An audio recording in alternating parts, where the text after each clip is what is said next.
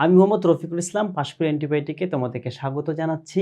যৌক্তিক সংজ্ঞার পরে যৌক্তিক বিভাগে আমরা পাশকুড়া অ্যান্টিবায়োটিকের যুক্তিবিদ্যার আমরা দ্বিতীয় পত্রে পড়ছি হচ্ছে যৌক্তিক বিভাগ।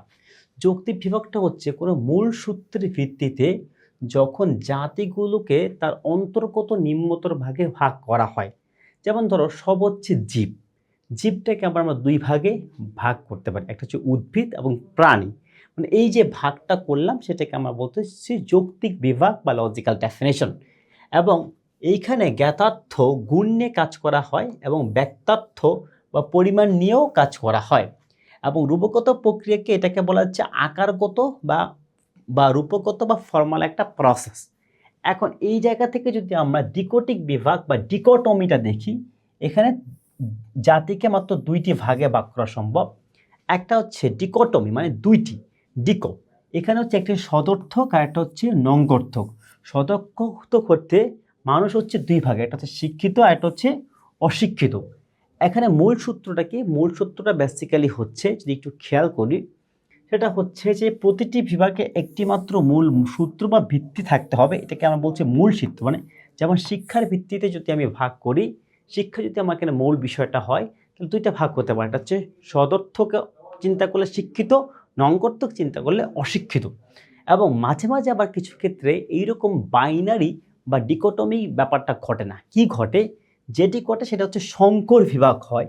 এবং সংকর বিভাগ হচ্ছে যদি একই বিভাগে একাধিক ভিত্তি বা মূল সূত্র ব্যবহার করা হয়, তখন তাকে আমরা বলতেছি সংকর বিভাগ। তখন আমরা তাকে বলছি বেসিক্যালি সংকর বিভাগ।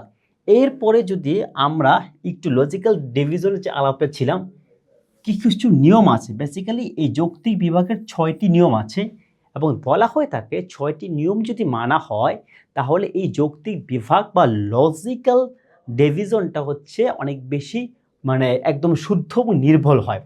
এবং এক্ষেত্রেও মজার ব্যাপারটা হচ্ছে, যদি এই নিয়ম ভাঙা হয় তাহলে কি হয়?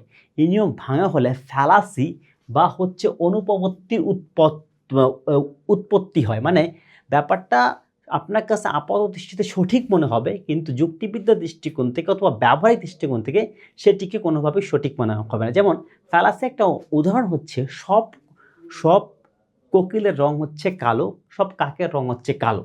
তার মানে দুইটার ভিতরে যেটা কমন আছে, আমরা বলতে পারি সব কোকিলই কাক বা সব কাকই কোকিল। কিন্তু আসলে কি সব কোকিলই কাক? আসলে কি সব কাকই কোকিল? বা অথবা একটা কাককে কখনোই শুধুমাত্র কালো হওয়ার জন্য কোকিল হতে পারে, অথবা একটা কোকিল শুধুমাত্র কালো হওয়ার জন্য সে কি কাক হতে পারে?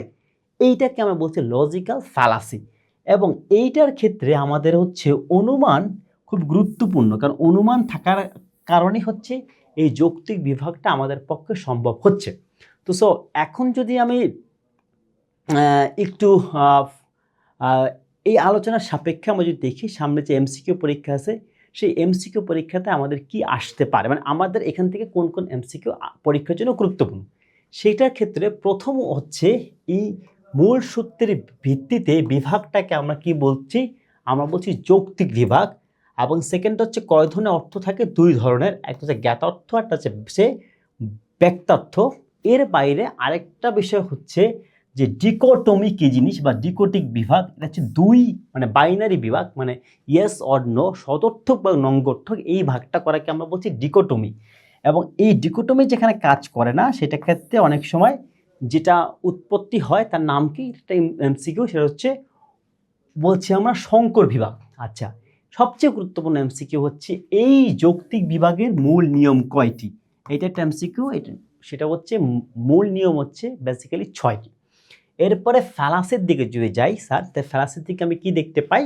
ফ্যালাসির দিতে পাই নিয়মগুলো ভাঙলে কি হয়, অঙ্কগত বা গুণগত সমস্যা হয়। মানে আমরা দেখি যে যৌক্তিক যে 6টা বিভাগ এক বিভাগ বা 6টা নিয়ম যা আছে, সেই নিয়ম যখন ভঙ্গন করা হয় তখন কি হয়? তখন তৈরি হয় ফ্যালাসি। তার মানে আমরা বেসিক্যালি যৌক্তিক বিভাগ বা লজিক্যাল ডেফিনেশন নিয়ে আলাপ করলাম, এবং লজিক্যাল ডেফিনেশন নিয়ে আলাপ করার পরে এখান থেকে যে 7-8টা এমসিকিউ আমাদের বা অ্যান্টিবায়োটিক আমাদের পরীক্ষা আসতে পারে, সেটা নিয়ে আলাপ করলাম। তাহলে এখন কিসের পালা?